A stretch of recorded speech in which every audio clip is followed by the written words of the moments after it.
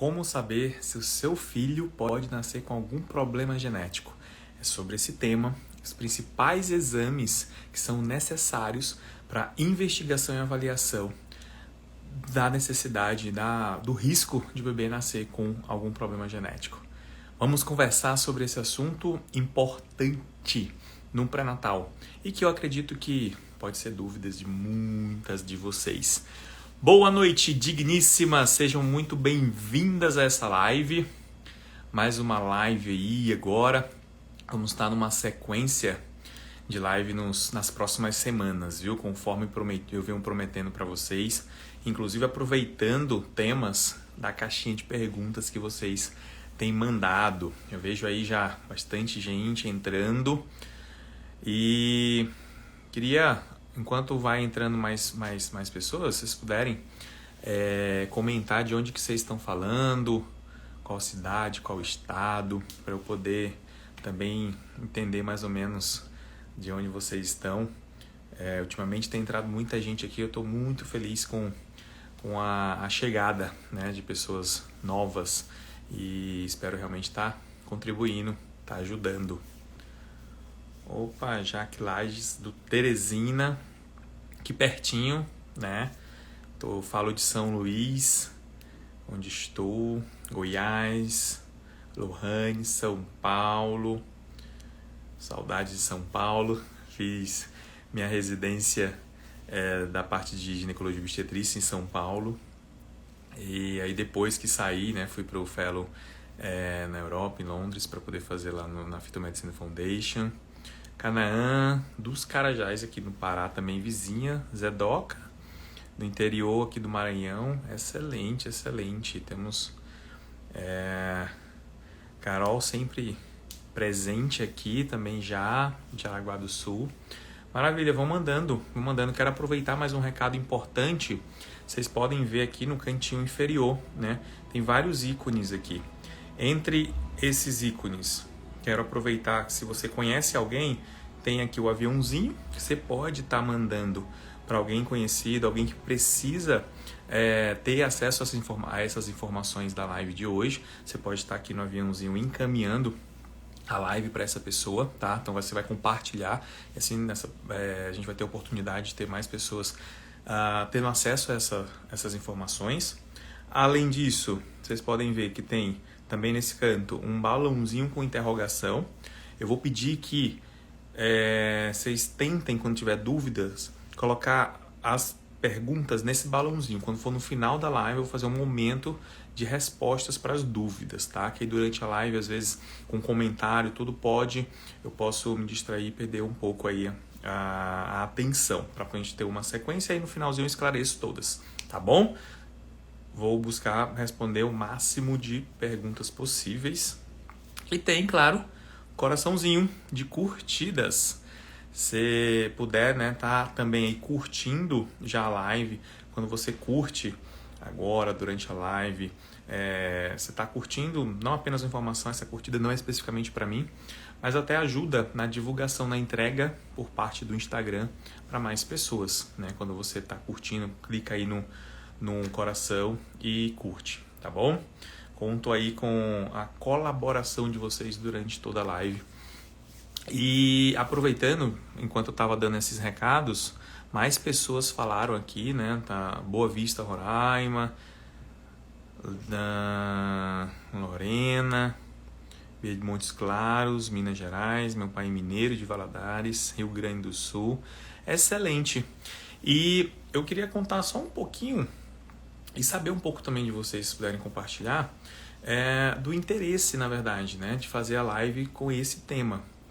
Eu, particularmente, eu tive tem 2 ou 3 semanas mais ou menos, uma digníssima que mandou um direct justamente questionando a questão de exames genéticos durante o pré-natal, quais riscos, quais situações que poderiam ser realizados esses exames, né? A gente vai falar dos principais aqui, que são aqueles que a gente lança a mão, e quais seriam as indicações. Então ela estava me perguntando já, por exemplo, de alguns exames invasivos, se não faz de rotina, por exemplo, né?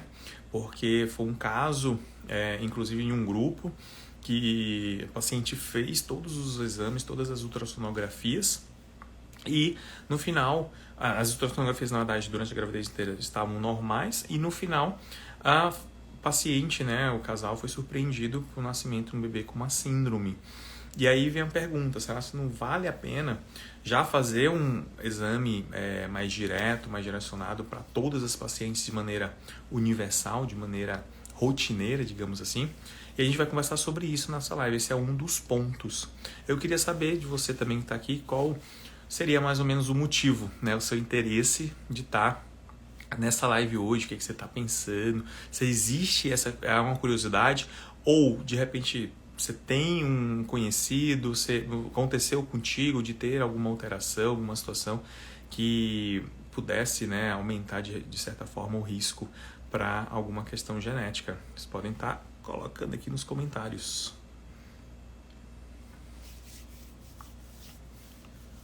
Qual seria o motivo?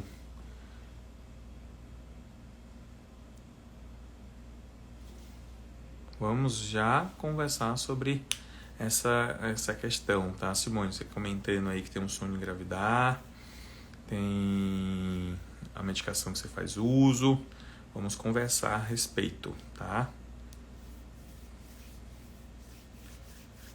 Exames do terceiro trimestre. Vamos ver se no finalzinho eu consigo dar um apanhado. O foco maior vai ser nessa parte de investigação. Lohane comentando que a prima teve um bebê com síndrome de Edwards. Vamos ver como é que acontece essa questão do histórico de fator familiar como fator de risco, né? Se existe ou não existe, o que precisa ter como atenção. Certo? Excelente. Maravilha. Acredito, já tem algumas perguntas aqui, vocês estão compartilhando. Vamos lá. Quais seriam esses exames necessários para fazer uma investigação do ponto de vista genético, né? Durante ainda engravidou, tem um beta positivo. Existem alguns exames que podem ser realizados antes mesmo de engravidar, mas esses exames, de uma forma geral, eles são utilizados principalmente na reprodução humana, na fertilização assistida, na reprodução assistida, no caso, que a paciente é possível fazer uma análise, né, daquele embrião. Só que aquela paciente que teve, né, engravidou de forma espontânea, como que a gente pode saber? Como que você, né, que está tentando engravidar aí, pode, durante um pré-natal, saber quais são os riscos e que o seu bebê tem de ter uma síndrome, o que exames fazer, tá? A gente vai começar literalmente bem do início. Vamos começar pelo primeiro exame, que é um exame que a gente tem como de rastreamento, tá? É um exame que a gente vai utilizar ferramentas para poder fazer um cálculo de risco em relação à possibilidade do bebê ter 3 síndromes. A síndrome de Down, que é a trissomia do 21, a síndrome de Edwards, que é a trissomia do 18, do cromossomo 18, e a síndrome de Patau, que é a trissomia do 13, certo? Que exame seria esse? É um exame bem amplo, só que nele a gente vai ter essa possibilidade. É uma das avaliações que são realizadas nesse exame. E aí, quem...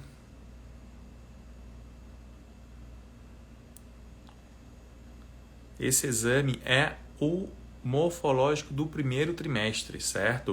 O morfológico do primeiro trimestre, já tem muito material aqui, já fiz live sobre o morfológico do primeiro trimestre, é um exame amplo, ele é muito conhecido, né, na prática, inclusive com muitos colegas solicitando exames, apenas como obstétrico com translucência nucal.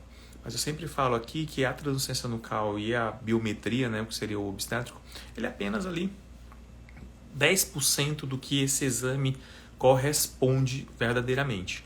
Então, quando a gente faz um morfológico, uma das avaliações é esse cálculo de risco para as chamadas aneuploidias, as cromossomopatias, que são essas 3 síndromes. são as trissomias do cromossomo 21, 18 e 13. Então, como é que é feita essa avaliação? O paciente vai fazer um ultrassom. Nesse ultrassom, nós vamos avaliar quais são os marcadores ultrassonográficos. Entre eles, tem a transferência nucal. Mas ele é entre todos os outros marcadores ultrassonográficos. Então, a gente vai ter aí também osso nasal, como um marcador a ser avaliado no morfológico do primeiro trimestre.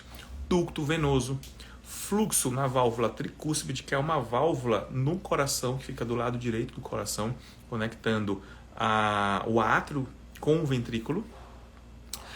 E a gente também lança a mão da frequência cardíaca fetal. Quando nós temos alteração, né, em relação a algum desses marcadores, eles isoladamente podem indicar um risco mais aumentado, só que é importante que faça a combinação entre todos esses resultados. Somado ainda a história materna, a idade materna e histórico obstétrico. Que aí vem um caso da história pessoal, principalmente no caso, familiar não, mas pessoal de um bebê com síndrome com alguma dessas síndromes. Quando você já teve uma gravidez, em uma dessas gestações, o bebê teve alguma síndrome, existe um risco aí de aproximadamente 1% de ter novamente, numa nova gravidez, um bebê com a mesma síndrome. É pouco, mas comparado com a população, é um risco um pouquinho elevado, tá? Então, acaba que é um fator que é levado em consideração. Quando é feita essa avaliação, nós utilizamos um programa, tá? Esse programa ele precisa ser licenciado pela Fetal Medicine Foundation, no qual nós vamos colocar todas essas informações dentro. Nós vamos colocar história obstétrica, a idade da paciente, frequência cardíaca fetal e os marcadores ultrassonográficos que eu acabei de mencionar aqui com vocês. Quando coloca esses marcadores, é feito um cálculo. E aí é baseado no resultado desse cálculo que nós definimos se aquele bebê tem um risco aumentado ou um risco baixo para aneuploidias. Mas esse é um exame que a gente fala de rastreamento.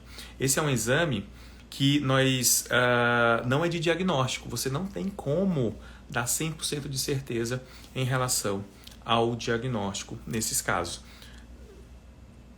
Quando a gente combina todos esses fatores, nós temos aí uma taxa de detecção que pode chegar até 95%.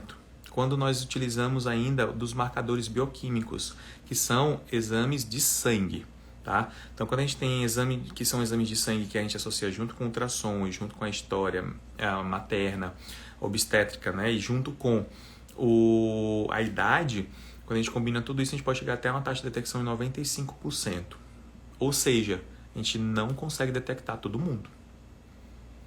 O contrário também é verdade. Existem alguns casos que você pode ter baixo risco e os marcadores todos normais e o bebê ter síndrome. É raro, muito raro, não é o usual, mas às vezes pode acontecer, tá? Doutor André Vinícius, muito feliz por ter você aqui, meu amigo. Uma honra. Muito obrigado. Você que é um médico inspirador para vários colegas médicos. Aqui algumas dúvidas. Eu vou pedir para, de repente você entrou depois, você colocar as dúvidas, tem um quadradinho de interrogação no final da live.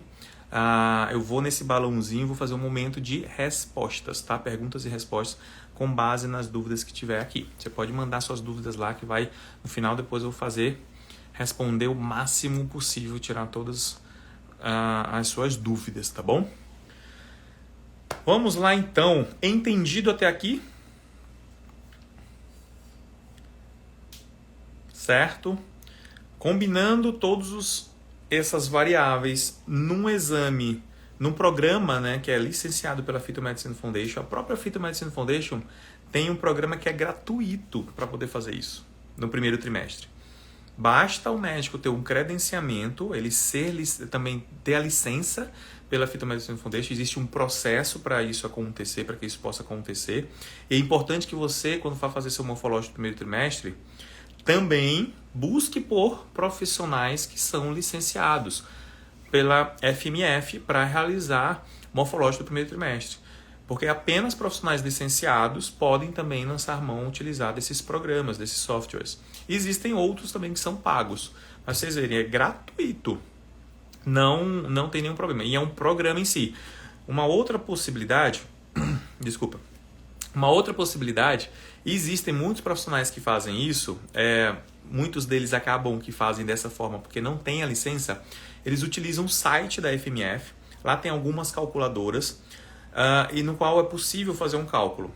A única questão é que no site, essa calculadora do site, ela não lança mão, ela não tem lá disponível todas essas variáveis que eu comentei aqui com vocês. Ela vai ter disponível apenas 3 variáveis: a idade materna, a frequência cardíaca fetal e a translucência nucal. É um método que é possível ser utilizado para rastreio? Mas não vai ter o mesmo resultado, a mesma confiabilidade, digamos assim. A taxa de detecção vai ser menor. Então, quanto mais variáveis você puder utilizar no exame do morfológico para esse cálculo de risco, melhor, certo? Então, sempre busquem por profissionais. Você vai fazer seu ultrassom morfológico do primeiro, saiba, pergunta na clínica, entre em contato. Hoje tem rede social, tem site, enfim, várias fontes que você pode buscar por informações a respeito daquele profissional, se ele tem ou não tem licença pela FMF para realizar esse cálculo de risco no primeiro trimestre. Certo? Entendido? Maravilha! Vai ficar salvo assim, tá bom? E aí já compartilha. Continuando, quando você faz esse cálculo de risco, ok, o médico foi lá, preencheu tudinho, fez todas as perguntas para você, tem história obstétrica, né, de alguma doença hereditária, de alguma doença genética, tem já a informação, quando a gente coloca a data de nascimento nesse programa, já pega a idade, preenche todos os marcadores, se estão normais, se estão alterados, tem um cálculo. Quem aqui já fez o morfológico do primeiro trimestre? Coloca a mãozinha assim, tem a mãozinha para cima? Tem a mãozinha ou tem aquele emojizinho levantando a mão? Tem? Quem que já fez? E aí, eu vou perguntar ainda mais, quem fez, no laudo vieram os números, né? No laudo vieram os númerozinhos no final. Risco para cálculo de risco para síndrome de Down, geralmente é assim. Aí lá tem os números, mas na verdade para síndromes, né, aneuploidias. Aí lá tem trissomia do 21, trissomia do 18, trissomia do 13. Tinha isso no laudo de vocês? Quem está respondendo aqui com a mãozinha com emoji, quem está mandando? Veio, né? Lá tem os números, geralmente vai ser assim. Trissomia do 21, do lado tem o risco. 1 em 3.000. 1 em 250. 1 em 10.000. O que esse número vai significar?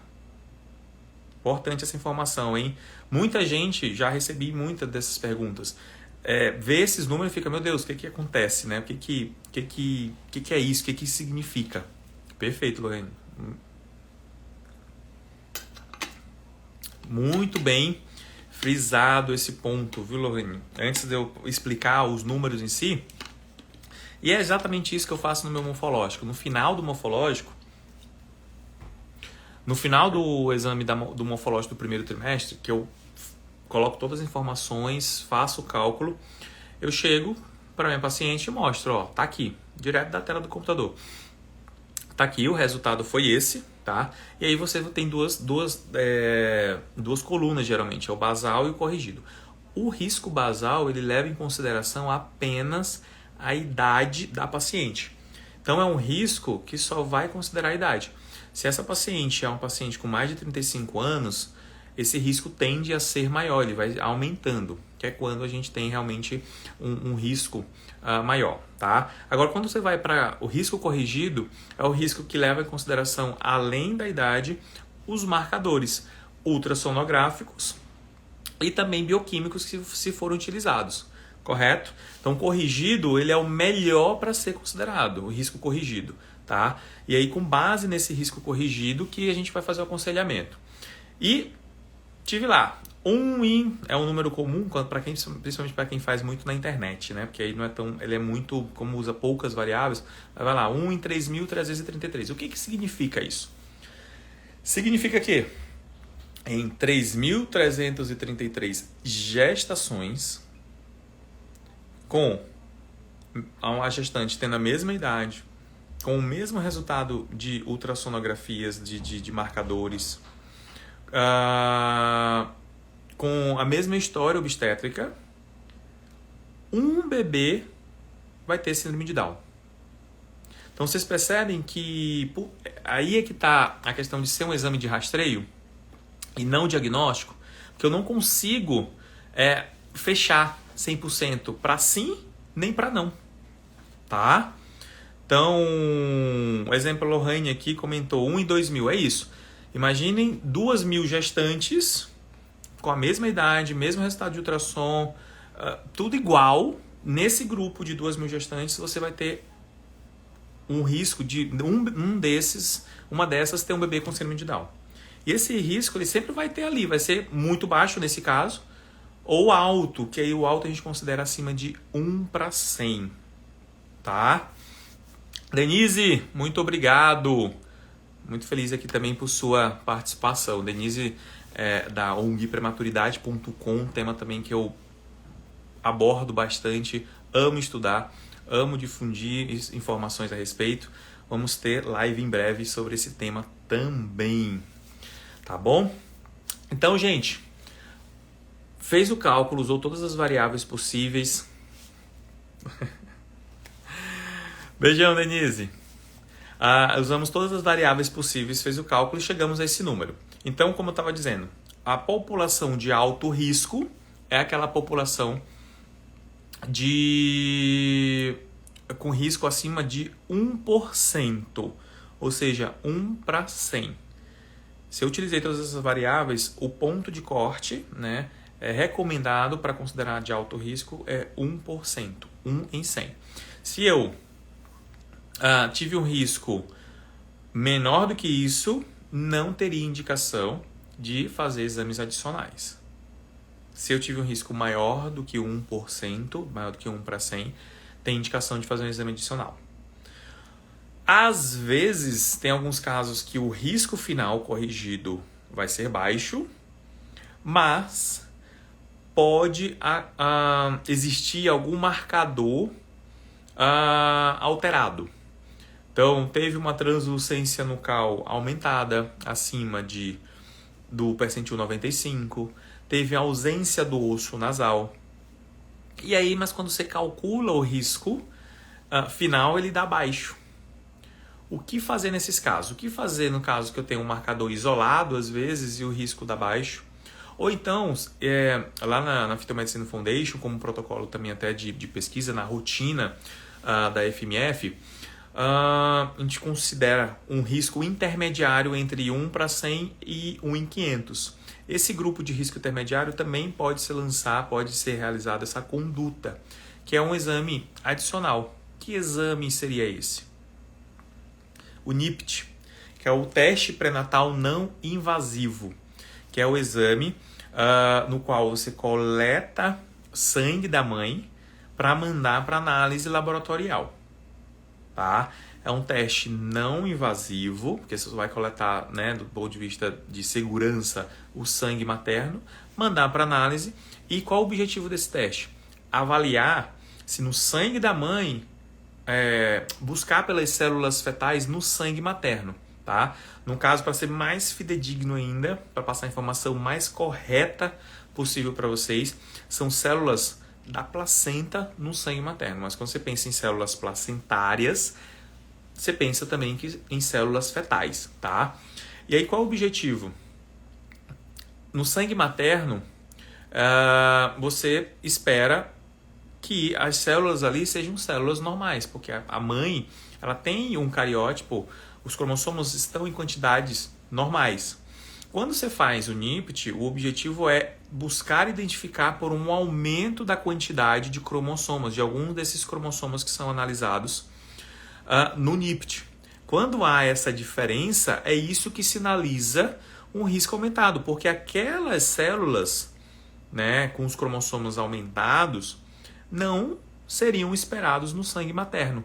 Então elas viriam de onde? Da gravidez. Certo? Então essa é a ideia do NIPT. É a mesma coisa, o NIPT nada mais é que também a ideia da sexagem. A sexagem é um teste tipo NIPT. Você vai buscar pelo cromossomo sexual Y no sangue materno. E aí, com base na identificação do cromossomo Y ou não, é que o exame de sexagem vai dizer se é menino ou menina. Se identifica o cromossomo Y no sangue materno, esse cromossomo Y está vindo de onde? Da gravidez. Se é da gravidez, é porque é um menino. Se eu não identifico o cromossomo Y, significa que é uma menina, não tenho, né, menino ali circulando. Então tem uma célula da mãe que é XX e do bebê da gravidez que também é XX. Entendido? Só que vocês percebem que não é um exame que vai buscar por células que estão né, da gravidez, da placenta do bebê, que estão circulando no sangue. Eu não estou vendo diretamente aquele material placentário, aquele material direto do feto ou da placenta.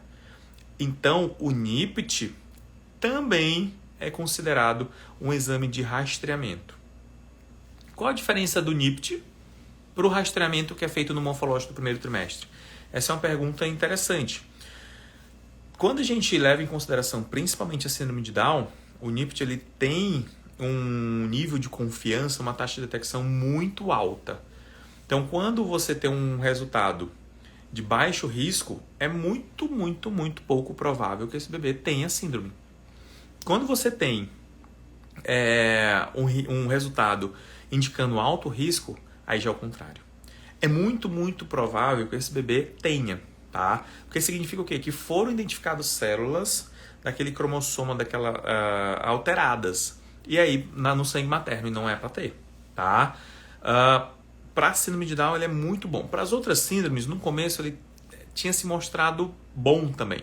Mas, com o tempo, foi vendo que ele é mais válido realmente para síndrome de Down, para trissomia do 21. Certinho? Então, chegamos aqui no NIPT. O NIPT, ele é feito nesses casos, tá? Estou em dúvida. Tem um marcador isolado. O cálculo combinado deu intermediário. Ou deu baixo, mas tem ainda o marcador. Não quero fazer o exame invasivo, porque vocês vão ver que para tudo tem prós e contras. Então, não quero fazer o invasivo. O NIPT é uma ótima opção. Uma outra questão, ele pode ser feito de rotina, né? E tem sido discutido bastante ultimamente nos eventos, nos congressos, a possibilidade de você fazer o NIPT de rotina. Por não ser um exame invasivo, que teoricamente não traz riscos para a gestação, o paciente poder fazer esse exame, né, sempre na gravidez. Porque aí você consegue, de certa forma, triar um grupo de condições genéticas nesse teste. A grande questão é o custo, né? Você fazer isso a nível populacional ainda é um exame com alto custo, né? Isso varia de laboratório para laboratório, de marca para marca, mas ainda é um exame de alto custo. Vai aí variar de R$ 1.500 a R$ 3.000, a depender de onde você for fazer, certo? Mas é uma possibilidade, não existe, se você de repente tiver como fazer e quiser fazer, tiver no começo da gravidez ainda, e tiver como fazer, nada pode te impedir, né? A questão é a gente poder realmente, a gente tem essa limitação de custos, tá? Queria aproveitar, a gente está falando de NIPT como um teste de rastreamento. Eu falei lá do morfológico do primeiro também, dos marcadores bioquímicos, tá? Os marcadores bioquímicos que a gente vai lançar a mão aqui, que podem ser utilizados, é a fração livre do beta-HCG e o PAP-A, tá? Que é uma proteína liberada ali pela placenta. E aí a gente faz uma análise, existe um perfil esperado para cada uma dessas síndromes, quando a gente combina. E aí é esse marcador, o uso desse marcador é que eleva, né, a taxa de detecção para aproximadamente 95%. Sem os marcadores, a gente tem uma taxa de detecção em torno de 90%. Então, se tiver, ele acaba tendo um custo também, mas em muitos lugares conseguem ter cobertura pelos convênios. Você consegue fazer pelo convênio e utilizar. Uma estratégia interessante que melhora ainda mais a eficácia dessa avaliação de risco no primeiro trimestre é fazer os marcadores, né, fazer a dosagem dos marcadores no sangue com 11 semanas e o morfológico, a ultrassonografia em si morfológica, ali com 12, 13 semanas. Porque os marcadores se mostraram estarem, né, no nível mais alterado nessa faixa de 11 semanas para aqueles casos que o bebê tem uma síndrome, enquanto que o período de 12, 13 semanas para o morfológico, ele é melhor para ser realizado. Você combina dois fatores, né, duas variáveis, nas suas melhores épocas, tá? E aí, quando você faz assim antecipadamente, você já leva o resultado para o médico do ultrassom para ele poder colocar no programa e utilizar e fazer o cálculo. Certinho? Entendido? Só esse... Voltando um pouco do morfológico primeiro que eu tinha me deixado passar essa informação. Alguma dúvida até aqui? Tudo entendido? Maravilha, maravilha. Uma informação ainda plus, né? Quando a gente fala desses marcadores bioquímicos, o que é importante, né? Eu falei para vocês que existe um padrão. Quando para a síndrome de Down, a trissomia do 21, para a síndrome de Down, a trissomia do 21, a fração livre do beta-HCG, ela vai estar aumentada. Geralmente, o dobro do valor, né? Você tem ali a média, ela vai estar praticamente o dobro daquele valor que é considerado a média. Enquanto que o PAP-A ele vai estar bem reduzido, cerca de 30%, 50% do que seria aquele valor da média. Então, quando a gente leva em consideração a presença desses marcadores com esse padrão, com esse perfil, isso aí vai ser algo que vai, no final do cálculo, vai ser considerado e tende, às vezes, a aumentar o risco. Tá? Então, às vezes, você tem tudo normal no ultrassom. Translucência nucal normal, osso nasal presente, fluxo em válvula tricúspide normal, ducto venoso normal, bebê crescendo bem, tá tudo lindo, maravilhoso. De repente, já peguei caso assim, hein? Aí você vai nos marcadores bioquímicos, percebe esse padrão, coloca na calculadora, no programa, e esse risco dá aumentado. Então, por isso que ele melhora a realização dos marcadores bioquímicos, melhora a performance do rastreamento feito no morfológico do primeiro trimestre. Então, se você também tiver como fazer, recomendo que faça e utilize essa variável no cálculo de risco do morfológico do primeiro trimestre. Certo? Maravilha, maravilha!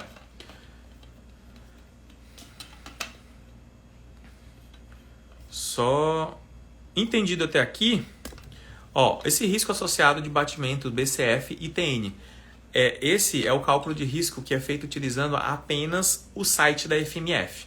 Quando você vai no site da FMF, você vê lá que as únicas variáveis que são utilizadas são essas: idade materna, TN, a translucência nucal, e o batimento cardíaco fetal. Quando você tem no seu laudo apenas essas variáveis, significa que o cálculo foi feito no site e não pelo programa da FMF, que tem que ser feito um download, tem que ter licença, ou, né, algum outro programa que é licenciado pela FMF. Quando a gente utiliza esses programas, nós utilizamos também outros marcadores. E a utilização desses outros marcadores faz com que o cálculo de risco seja seja melhor, né? A performance dele seja melhorada, tá? Então, eu super recomendo que quando você for fazer, né, sempre que possível, buscar um profissional que utilize o programa em si, não o site. Mas já fazendo pelo site já é alguma coisa, já pode ajudar em alguns fatores, tá? Recapitulando, resuminho, morfológico do primeiro trimestre, variáveis ultrassonográficas, idade materna, histórico obstétrico, de se teve alguma dessas síndromes antes ou não. Colocou no programa, baixo risco, pode ficar mais aliviada, probabilidade muito baixa, porque é um teste que tem a detecção de 90%, 95% dos casos. Faça o morfológico do segundo, que aí se tiver também tudo normal no morfológico do segundo, a tendência é que esse risco vai ser ainda menor, certo? Fez o cálculo, deu um risco intermediário ou teve um marcador isolado, ali também menor, teve esse achado. O que acontece? Você pode fazer o NIPT, que é um outro teste de rastreamento, mas que, principalmente levando em consideração a síndrome de Down, tem uma taxa de detecção bem maior, praticamente 99,8%, quase 100%, pensando em síndrome de Down. Então é um exame que pode ser lançado mão nesses casos. Aquele caso que você fica, não está muito claro, está meio em cima do muro, o que eu posso fazer? O NIPT pode ser uma opção, tá? E que vai ajudar nessa situação, certo? Agora, fiz o cálculo, deu alto risco. Ou eu tenho uma alteração maior, que é como eles dizem, né? Que aí a gente leva em consideração, por exemplo, uma translucência nucal maior do que 3,5. Essa aqui é importante, hein? Se você tiver aí com caneta, papel e caneta na mão, acho que é uma informação que vale a pena anotar. Isso você já não está anotando já tudo que já foi falado aqui na live, tá? Mas essa aqui é muito importante. Por quê? Às vezes existem alguns marcadores, algumas alterações ultrassonográficas que elas são tidas como maiores. Nesses casos, a realização do exame invasivo já seria indicada de cara.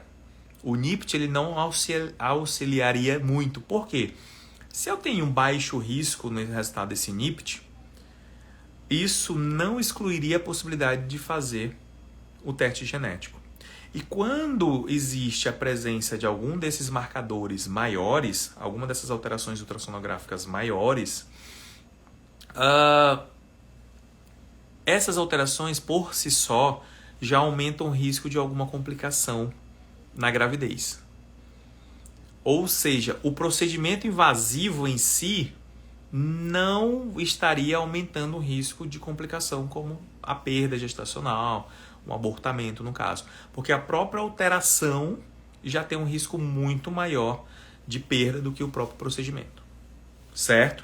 Quais são esses marcadores tidos como maiores, esses achados maiores no exame de ultrassom que já indicaria a realização de um exame invasivo direto? Vou beber uma aguinha aqui rapidinho.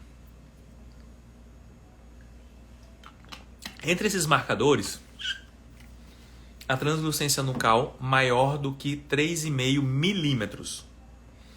Isso significa uma translucência nucal independente do CCN, do comprimento cabeça-nádega, independente da idade gestacional.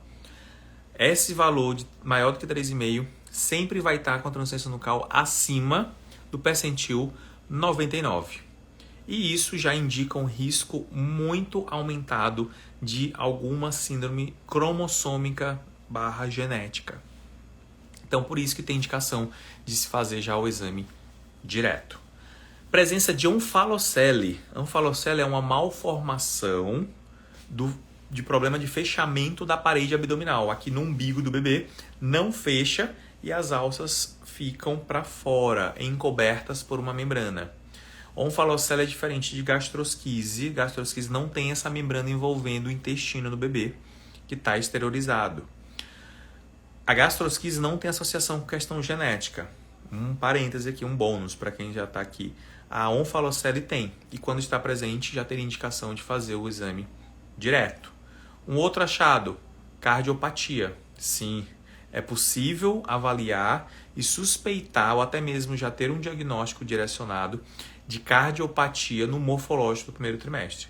Claro que nem todos os profissionais vão ter essa experiência, expertise, essa habilidade de examinar o coração fetal com 12, 13 semanas. Mas sim, é possível suspeitar no mínimo de que algumas cardiopatias, que a presença de alguma dessas cardiopatias já sinalizaria um alto risco para algumas cromossomopatias, tá? Uma outra questão, mega bexiga. O que é isso? É a medida da bexiga no morfológico do primeiro trimestre acima de 7 milímetros. Quando a gente tem uma mega bexiga, também já seria um marcador aí que indicaria um alto risco para cromossomopatias, e aí o exame invasivo já poderia ser indicado de cara, tá? Então, o paciente teve no cálculo, lá no risco corrigido, no cálculo final, combinando todas as variáveis, o resultado de alto risco, exame invasivo está indicado.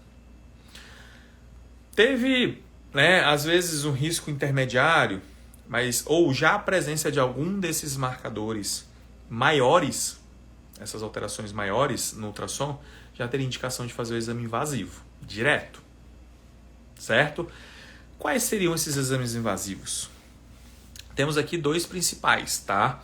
Primeiro, se o paciente está ainda no morfológico do primeiro trimestre, nessa idade estacional inicial, ainda antes de 14 semanas, o exame indicado aqui é a chamada biópsia de vilosidades coriônicas.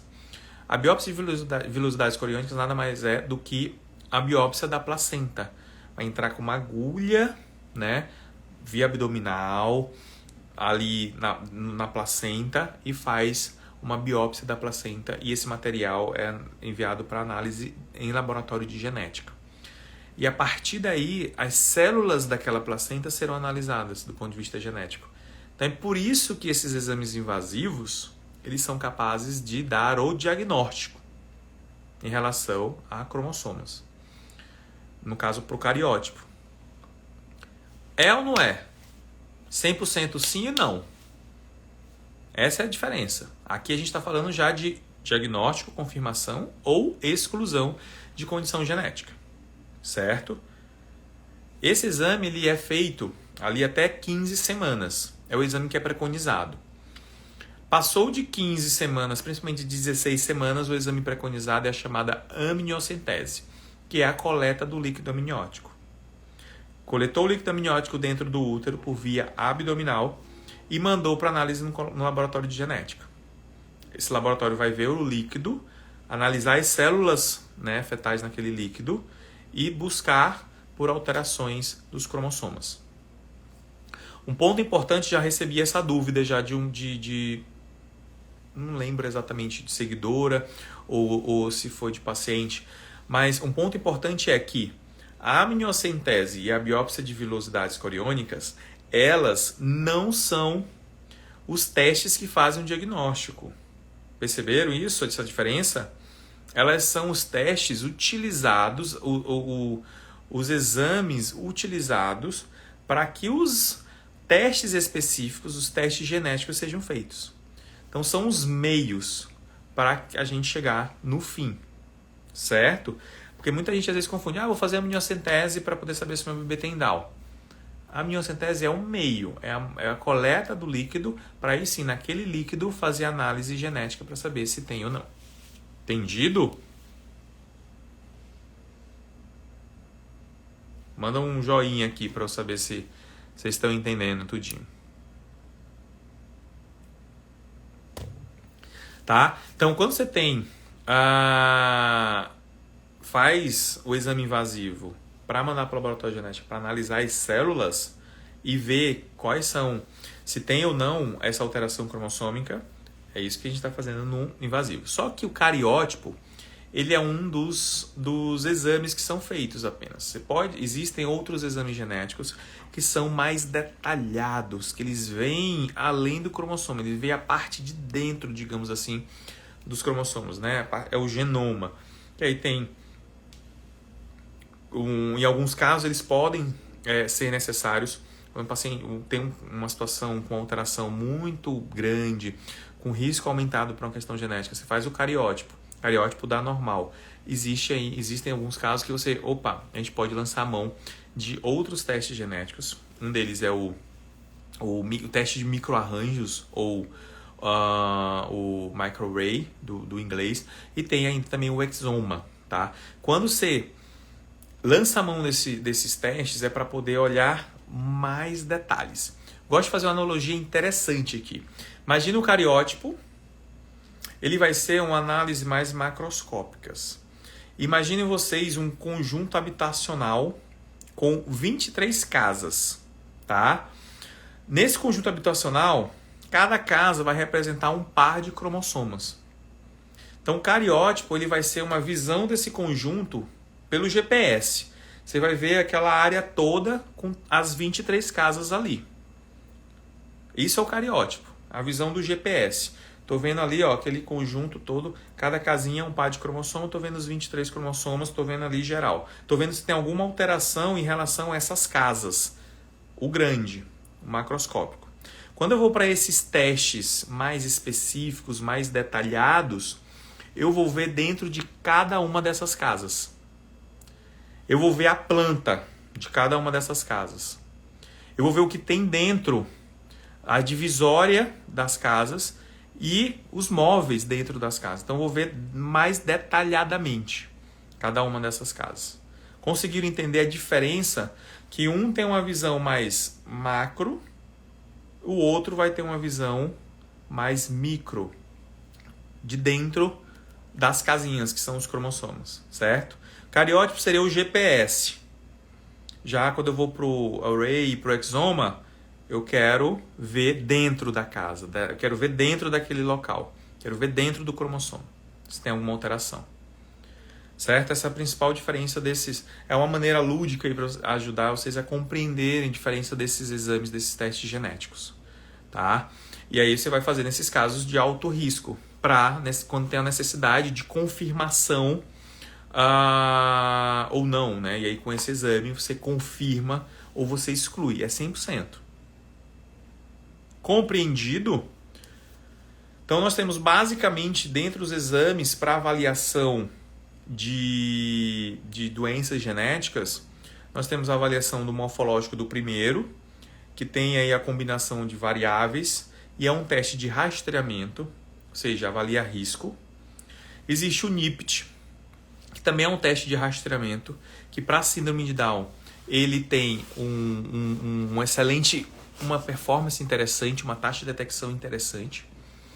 E, por último, né, e mais específico de diagnóstico realmente, nós temos os exames invasivos, que seja a biópsia da placenta, né, que é a biópsia de velocidades coriônicas que devem ser realizadas até 15, no máximo 16 semanas, ou a amniocentese, que é o exame, o método utilizado a partir de 16 semanas. Esse é de confirmação. Um detalhe importante, mais um plus aqui para vocês, que é o detalhe do detalhe que o especialista precisa saber. Vejo que tem alguns colegas médicos aqui também, e se você pegar um paciente com o resultado de NIPT, é importante que você fique atenta a essa informação. Então, se você é profissional que está aqui assistindo essa live, você paciente, há uma informação assim, plus. Se chegar com essa informação para o profissional, ele vai até falar assim, vixe, essa daí é... Assim como eu tenho algumas pacientes, né? Que elas às vezes leem uns livros e aí vai tirar alguma dúvida, eu falo, você está a nível artigo científico. Aqui é mais ou menos isso, aumentando o nível de conhecimento de vocês aqui. Quando você vê o NIPT, é importante que se veja uma informaçãozinha nele. Não apenas o resultado final, mas que seja vista uma informação que chama fração fetal. O que é essa fração fetal? É justamente o percentual de células placentárias / fetais que são identificadas no sangue materno, digamos assim. Para esse teste ser confiável, é importante que a fração fetal seja maior do que 4%. Tá? Se essa fração fetal está muito baixa, esse NIPT não vai ser muito confiável. E aí é recomendado que seja repetido o exame.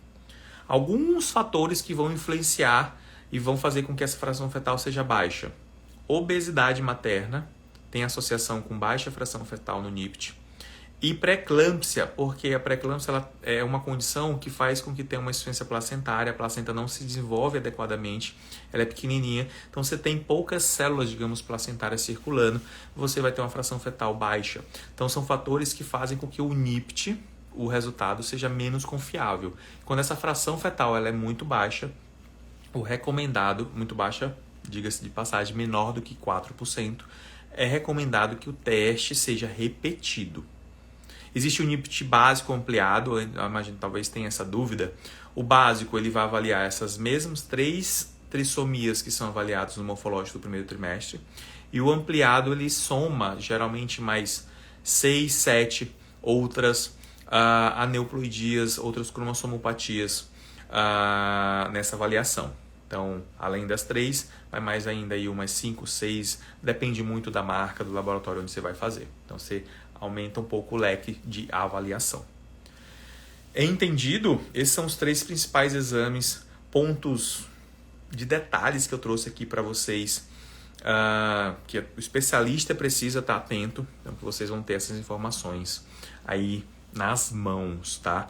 E a partir dessas avaliações a gente vai poder saber, né, qual o risco, qual a probabilidade do feto ter alteração, ter uma condição, um problema, uma doença genética, né?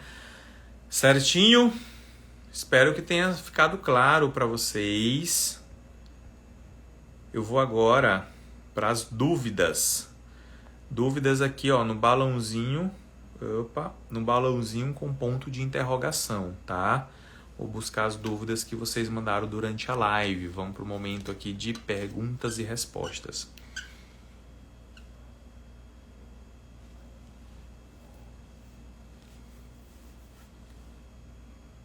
Pergunta interessante aqui, viu? Obrigado pela participação, Aninha. Ela fala, moro nos Estados Unidos e aqui foi pedido só o NIPT com 10 semanas. Diz que não precisava fazer o morfológico do primeiro trimestre. É possível detectar algum problema genético no morfológico do segundo trimestre? Meu NIPT deu negativo para as 3 trissomias. Ponto importante aqui, tá? Acaba que, né, muita gente, e isso é algo a se refletir, eles tendem, né, a querer substituir o morfológico do primeiro trimestre pelo NIPT. Só que, se a gente for pensar no NIPT, para análise das 3 trissomias, que foi o NIPT que você fez, né, foi um NIPT básico, que ele analisa apenas as 3 trissomias, as 3 cromossomopatias, realmente ele vai ser melhor para avaliação de risco para essas trissomias, né? Para a trissomia do 21, 18 e 13, comparado à avaliação que é feita no morfológico do primeiro trimestre. Mas o morfológico do primeiro trimestre ele tem muito mais, ele tem outras avaliações. No morfológico do primeiro trimestre a gente faz avaliação de risco para pré-eclâmpsia. No morfológico do primeiro trimestre a gente faz avaliação da anatomia fetal. A gente já consegue identificar ali alguns fatores de risco. E como eu disse, alguns desses fatores eles são tidos como marcadores maiores e que podem já indicar um exame invasivo direto. Então a diferença de repente você fazer só o NIPT é que você está restringindo muito essa avaliação apenas a essas três cromossomopatias. Melhor dos mundos, e é isso que, por exemplo, na prática privada lá em Londres é feito, é você fazer o NIPT com 10, 11 semanas, né? E o morfológico com 12, 13. E combinando tudo. Esse é o melhor dos mundos, porque você vai fazer uma avaliação bem completa, tá? Verdade que nem todo mundo e nem todo lugar vai ser possível realizar. Por exemplo, no Reino Unido mesmo, isso não é feito de maneira universal no sistema público de saúde deles, que é o NHS. Isso é feito no privado, inclusive na clínica do professor Kypros Nicolaides, é feito dessa maneira. É oferecido essa possibilidade para os pacientes, mas de forma particular, de forma privada. Esse é o melhor dos mundos. Se puder combinar os dois, ótimo. Se não, sendo bem sincero, o morfológico do primeiro trimestre, ele vai trazer muito mais informações para vocês.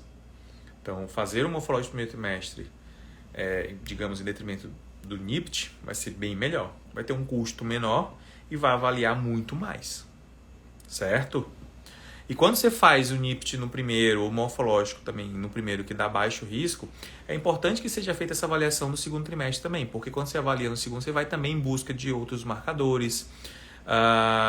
Tem a prega nucal, você avalia a anatomia cardíaca fetal, anatomia geral também, né, que tem alguns marcadores que podem ter associação com aneuploidias, né, o próprio falocele que eu comentei aqui com vocês, cisto de plexo coroide, a artéria umbilical única, pés tortos congênitos. Então, quando você avalia a anatomia no morfológico segundo e existe uma combinação de fatores, isso pode indicar um risco aumentado de alguma doença genética e aí um exame invasivo ser necessário. Certo? Compreendido aí essa questão de NIPT morfológico, faz só um, faz os dois, tá? São pontos a serem considerados nessa avaliação, tá?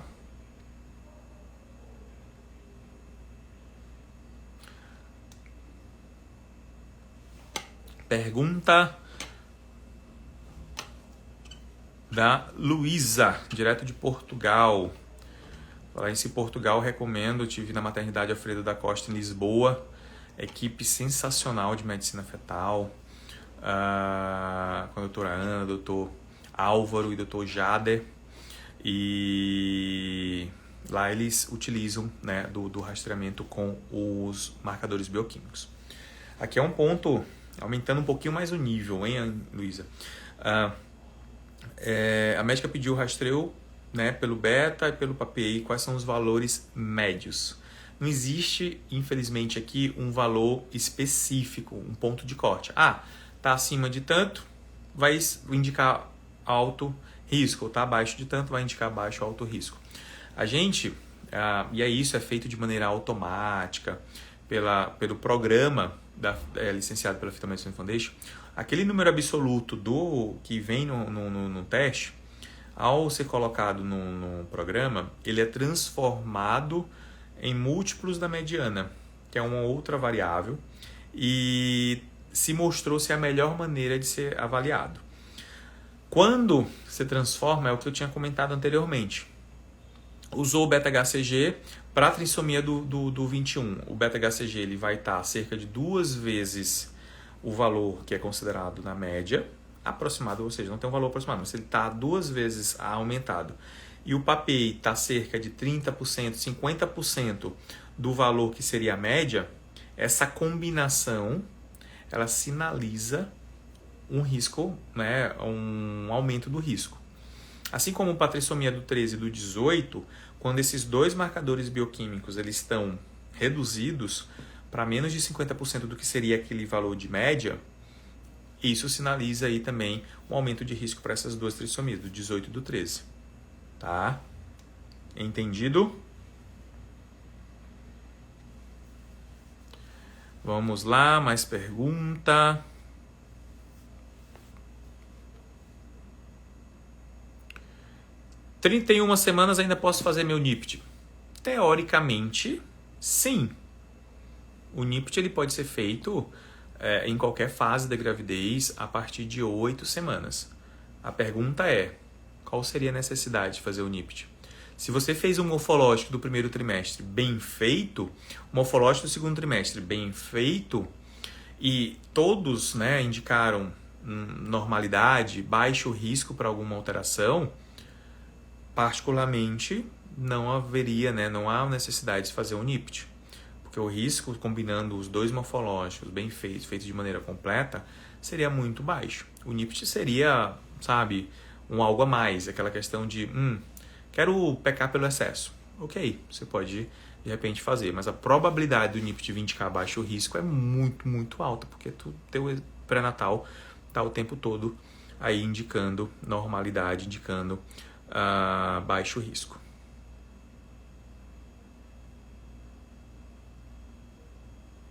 Vamos lá, mais uma pergunta.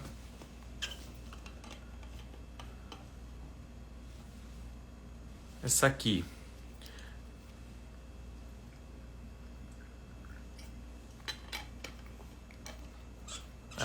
Renata. Apresentando síndromes, detectando no primeiro trimestre, é possível reverter? Vamos lá. Síndrome genética ela tem origem lá desde o momento da pré-fecundação e fecundação. É uma questão celular, tá? A gente não consegue reverter o quadro.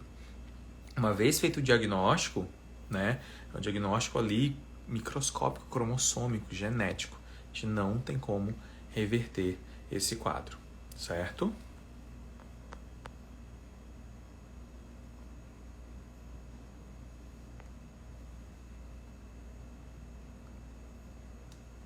Boa pergunta aqui também da Renata. Embrião foi FIV, o embrião foi biopsiado. Ainda é possível apresentar síndromes? De acordo com a análise, né, que é feita nessa biópsia, geralmente eles fazem pesquisa por aneuploidias, tá? Que é essa análise dos cromossomos, né?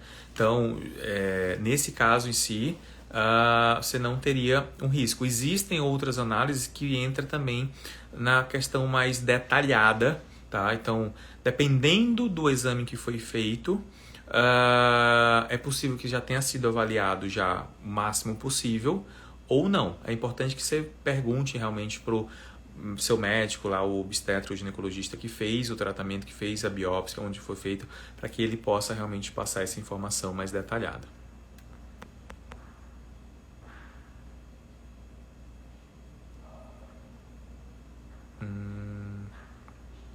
Primeira morfológica.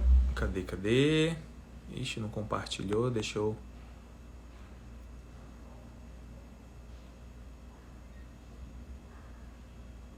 ver se agora vai.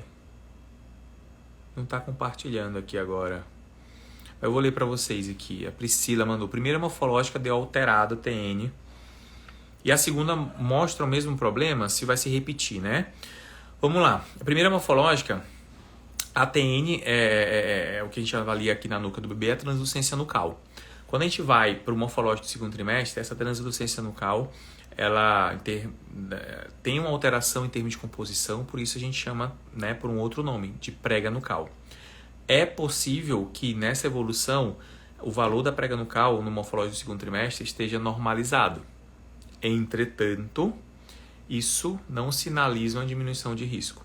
Uma vez foi identificada a translucência nucal aumentada no primeiro trimestre, esse risco ele vai permanecer, tá? Independente do que venha acontecer na evolução. O recomendado é que você sempre considere esse risco presente, tá? E aí tem todas as indicações necessárias, todas as avaliações necessárias para os casos de translucência nucal aumentada. É uma análise complementar do ponto de vista de aneuploidias, né? de doença genética. Avaliação do coração, porque existe uma associação de aumento de translucência nucal com cardiopatia congênita. Então tem que se fazer aí uma ecocardiografia fetal de forma precoce nesses casos. Vamos ver se tem mais uma pergunta associada ao tema.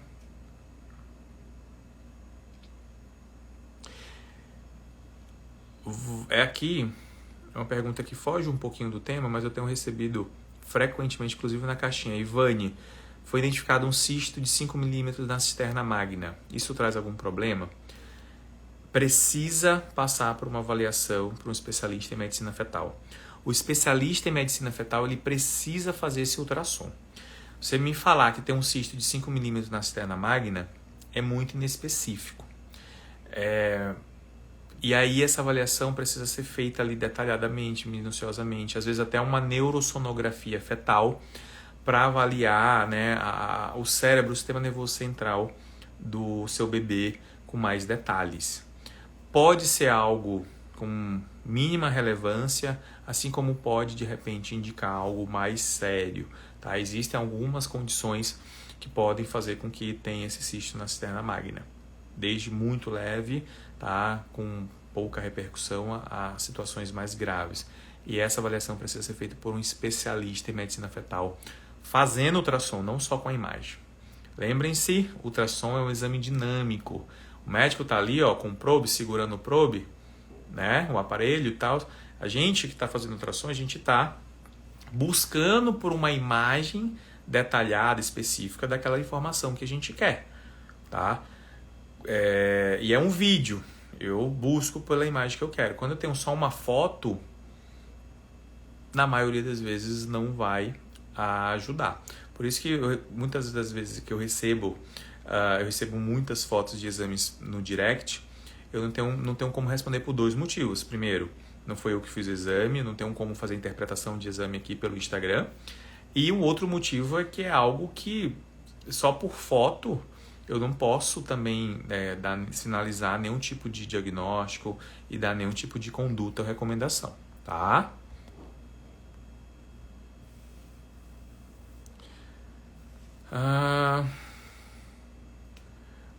A prega nucal com 21 semanas, no caso do morfológico do segundo trimestre, desculpa. No morfológico do segundo trimestre, o valor de referência para a prega nucal é de 6 milímetros. Então, se você vai fazer o morfológico entre 20 e 24 semanas, o valor da prega nucal precisa ser menor do que 6 milímetros. Boa pergunta.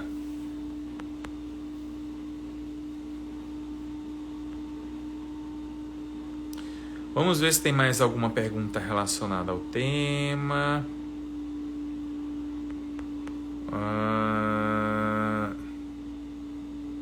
Aqui foram todas respondidas. Morfológico. E algumas outras perguntas aqui que eu já respondi. Outras fogem muito do tema.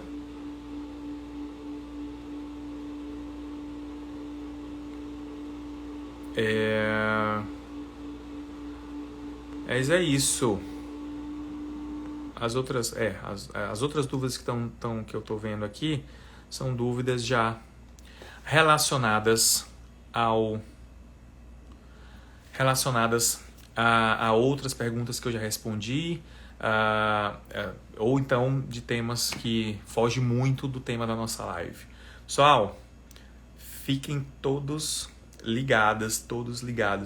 Nas próximas semanas vou começar a fazer uma série de live aqui trazendo informações para poder te ajudar, tá? Ajudar com informação de qualidade, ajudar a buscar, né, por exames, por testes, formas de ter um pré-natal de excelência, um pré-natal de qualidade, tá? Então, fiquem ligados aí, no feed vou continuar sempre com informações, caixinha de perguntas nos stories. Lembrando que lá no link da bio, terminando essa live, tá? Você pode ir no link da bio, lá tem um e-book sobre as top 5 ultrassonografias que devem, né, é uma palavra forte, mas devem ser realizadas no pré-natal de excelência. Então, as principais ultrassonografias a serem realizadas, entre elas está o morfológico do primeiro trimestre, no qual a gente conversou hoje sobre o cálculo de risco para doença genética. E aí lá tem falando mais detalhes sobre a morfológica do primeiro trimestre, sobre todos os outros exames. Então baixa lá, vai lá, terminando a live, vai lá no link da bio, baixa esse e-book para você ter essas informações sobre os principais exames. Tem o meu canal no YouTube também, toda semana. A gente está subindo vídeo novo lá sobre as principais dúvidas, curiosidades sobre gravidez, sobre ultrassonografia na gravidez, acompanhamento de pré-natal de excelência. E tem uma lista também de e-mails, que é a lista VIP das digníssimas, também com e-mails semanais com informações. Então, gente, tudo isso aqui que a gente está fazendo, eu com a minha equipe, a gente está fazendo para te ajudar, para te beneficiar, para levar informações, para você ter respaldo, para você saber por onde começar, por onde caminhar durante o período pré-concepcional e durante toda a sua gravidez, tá? Então vão lá, se inscreve no canal do YouTube, baixa o e-book, se inscreve na lista VIP das digníssimas, participem e tenham acesso a todas essas informações que são realmente importantes e valiosas. Aproveita, se quiser pode fazer um print da live aqui, vou dar um sorriso, você pode fazer um print, depois publicar nos seus stories e me marcar também, né, que assistiu essa live, que gostou, como que essa live te ajudou com essas informações, tá bom? Vai lá, pode fazer um print aí para usar e marcar nos stories, tá? Que eu vou depois repostar, vou ficar muito feliz de saber que você esteve aqui presente, que gostou da live, vou repostar nos meus stories também, certinho? Agradeço a presença de todos vocês aqui até essa hora, espero que tenham gostado. Fiquem ligados, em breve mais lives com mais temas relevantes relacionados à obstetrícia, medicina fetal, medicina funcional integrativa. Um forte abraço, Deus abençoe vocês. Boa noite, tchau, tchau.